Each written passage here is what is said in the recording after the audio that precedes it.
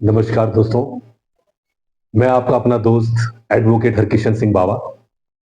और दोस्तों, आज मैं बताने वाला हूं मानव अधिकार संरक्षण अधिनियम 1993 के बारे में।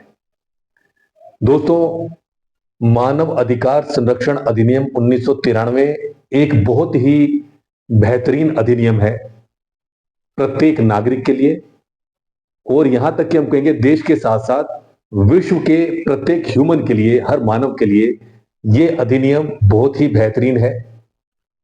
इस अधिनियम को यही सोचकर बनाया गया था कि हर मानव जो इस दुनिया में आया है वो अपने जीवन को अच्छे से जी सके, खुशहाल जीवन जी सके, वो हर वो फैसिलिटीज प्राप्त कर सके जो उसकी खुशहाली में सहायक होती है। तो दोस्तों, आज हम बात करेंगे मानव अधिकार संरक्षण अधिनियम 1993 यानी 1994 का अधिनियम संख्यांक 10 के बारे में, अध्याय 1। जी हां दोस्तों, हर अधिनियम में जो अध्याय होते हैं उनको डिवाइड किया जाता है। तो इसमें जो अध्याय 1 है यह है प्रारंभिक। इसकी दोस्तों धारा 1 कहती है संक्षिप्त नाम, विस्तार और प्रारंभ के बारे में, जिसकी उपधारा 1 कहती है इस अधिनियम का संक्षिप्त नाम मानव अधिकार संरक्षण अधिनियम 1993 है।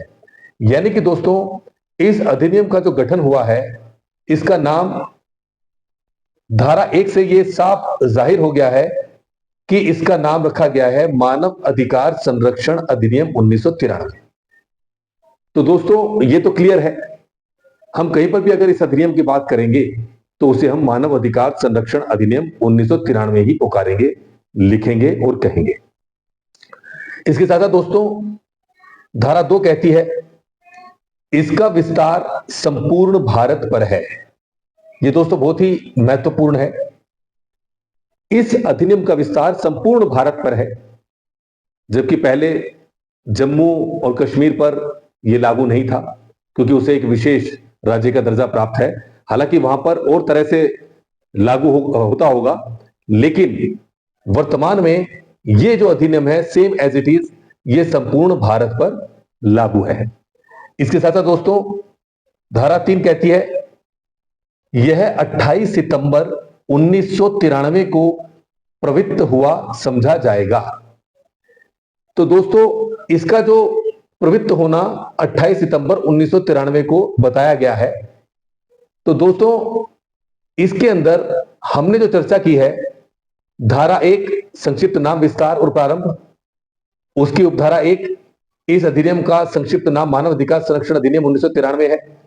उपधारा 2 इसका विस्तार संपूर्ण भारत पर है। उपधारा 3 यह 28 सितंबर 1993 को प्रवृत्त हुआ समझा जाएगा। तो दोस्तों, ये जो एक धारा है ये 3 उपधाराओं में सम्मिलित है, ताकि हम समझ सकें कि इसका जो संक्षिप्त नाम, विस्तार और प्रारंभ में क्या बताया गया है। अब दोस्तों, इसकी धारा 2 है, वो बोलती है परिभाषाओं के बारे में।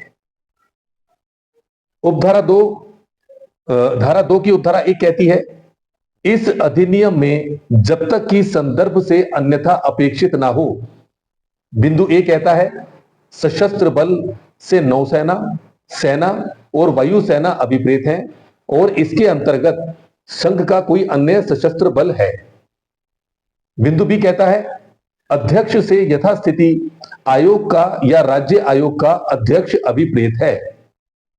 और दोस्तों, बी ए कहता है मुख्य आयुक्त से दिव्यांगजन अधिकार अधिनियम 2016 यानी 2016 का 49 की धारा 74 की उपधारा 1 में निर्दिष्ट दिव्यांगजनों के लिए मुख्य आयुक्त अभिप्रेत है।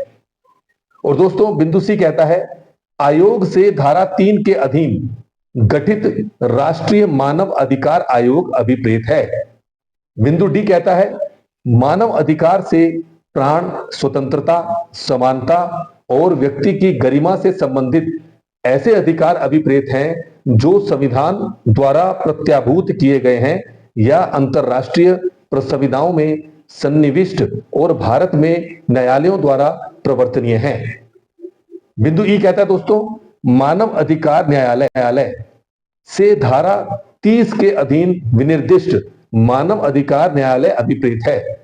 बिंदु एफ कहता है दोस्तों, अंतरराष्ट्रीय संविधा से संयुक्त राष्ट्र की महासभा द्वारा 16 दिसंबर 1966 को अंगीकार की गई सिविल और राजनीतिक अधिकारों पर अंतरराष्ट्रीय संविधा और आर्थिक, सामाजिक और सांस्कृतिक अधिकारों पर अंतरराष्ट्रीय संविधा तथा संयुक्त राष्ट्र संघ की महासभा द्वारा अंगीकार की गई ऐसी अन्य संविधा या अभिसमय जो केंद्रीय सरकार अधिसूचना द्वारा विनिर्दिष्ट करे अभिप्रेत है। तो दोस्तों, इन सभी यानी कि धाराओं 2 में परिभाषाएं जो बताई गई हैं, इसमें यह बताया गया है कि किस को किस नाम से पुकारा जाएगा, लिखा जाएगा या बोला जाएगा। और दोस्तों, बिंदु जी कहता है सदस्य से यथास्थिति आयोग का या राज्य आयोग का सदस्य अभिप्रेत है। जी ए कहता है दोस्तों, राष्ट्रीय पिछड़ा वर्ग आयोग से राष्ट्रीय पिछड़ा वर्ग आयोग अधिनियम 1993 यानी 1993 का 27 की धारा 3 के अधीन गठित राष्ट्रीय पिछड़ा वर्ग आयोग अभिप्रेत है। दोस्तों, बिंदु एच कहता है राष्ट्रीय अल्पसंख्यक आयोग से राष्ट्रीय अल्पसंख्यक आयोग अधिनियम 1992 यानी 1992 का 19 की धारा 3 के अधीन गठित राष्ट्रीय अल्पसंख्यक आयोग अभिप्रेत है। दोस्तों, बिंदु एच ए कहता है राष्ट्रीय बालक अधिकार संरक्षण आयोग से बालक अधिकार संरक्षण अधिनियम 2005 यानी 2006 का 4 की धारा 3 के अधीन गठित राष्ट्रीय बालक अधिकार संरक्षण आयोग अभिप्रेत है। दोस्तों, बिंदु आई कहता है राष्ट्रीय अनुसूचित जाति आयोग से संविधान के अनुच्छेद 338 में निर्दिष्ट राष्ट्रीय अनुसूचित जाति आयोग अभिप्रेत है। आई ए कहता है दोस्तों राष्ट्रीय अनुसूचित जनजाति आयोग से संविधान के अनुच्छेद 338 ए में निर्दिष्ट राष्ट्रीय अनुसूचित जनजाति आयोग अभिप्रेत है। दोस्तों, बिंदु जे कहता है राष्ट्रीय महिला आयोग से राष्ट्रीय महिला आयोग अधिनियम 1990 यानी 1990 का 20 की धारा 3 के अधीन गठित राष्ट्रीय महिला आयोग अभिप्रेत है। बिंदु के कहता है दोस्तों अधिसूचना से राजपत्र में प्रकाशित अधिसूचना अभिप्रेत है। बिंदु जे कहता है दोस्तों विहित से इस अधिनियम के अधीन बनाए गए नियमों द्वारा विहित अभिप्रेत है। बिंदु एम कहता है दोस्तों लोक सेवक का वही अर्थ है जो भारतीय दंड संहिता 1860 का 45 की धारा 21 में है। बिंदु एन कहता है दोस्तों राज्य आयोग से धारा 21 के अधीन गठित राज्य मानव अधिकार आयोग अभिप्रेत है।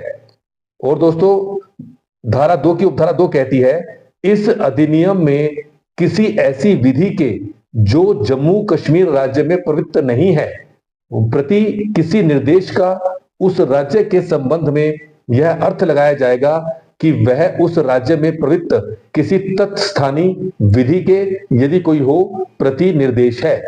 तो दोस्तों मुख्य तौर पर मैं आपको ये बताना चाहूंगा कि जो धारा 2 है उसके अंदर यदि आप ध्यान से आपने इसको देखा, समझा, सुना, आपने एक बात देखी होगी कि मानव अधिकार के अंतर्गत धारा 2 में बालक अधिकार संरक्षण भी रखा गया है, महिला अधिकार संरक्षण भी रखा गया है, अनुसूचित जाति संरक्षण भी रखा गया है। तो मतलब कहने का दोस्तों मेरा तात्पर्य सिर्फ इतना है कि मानव अधिकार के अंतर्गत प्रत्येक मानव को कवर किया गया है ताकि वो अपने अधिकारों को प्राप्त कर सके।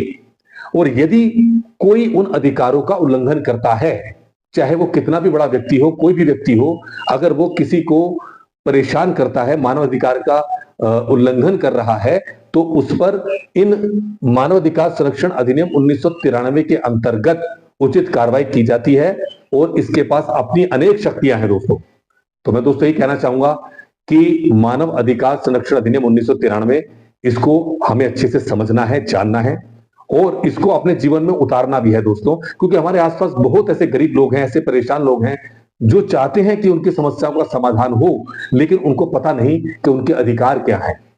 तो दोस्तों मैं ये कहूंगा कि आप सब मेरी वीडियोस को ध्यान से देखते हैं, और मेरी जो पूर्व की जो वीडियोस थी जो मैंने बनाई थी उसमें काफी मित्रों के बहुत ही अच्छे अच्छे कमेंट्स आए हैं, और उन्हीं से ही प्रेरणा प्राप्त करके मैंने आरटीआई के बाद अब ये मानव अधिकार संरक्षण अधिनियम 1993 की सीरीज का प्रारंभ किया है। दोस्तों आप हमेशा मुझे अपना प्यार अपना स्नेह देते हैं, और मैं पुनः आपसे एक बार और निवेदन करना चाहूंगा कि हमारा जो यूट्यूब चैनल है एडवोकेट हरकिशन सिंह बावा, इसको सब्सक्राइब करें, अपने परिवार में अपने मित्रों तक पहुंचाएं, इसको लाइक करें, इस पे कमेंट्स करें। अगर कुछ समझ में नहीं आ रहा तो आप कमेंट्स करें, मैं यथासंभव प्रयास करूंगा उसका जल्द से जल्द आपको जवाब भी दूं। दोस्तों आपने मेरी इस वीडियो को बड़े ध्यान से देखा, थैंक यू सो मच। जय हिंद, जय भारत, जय उत्तराखंड।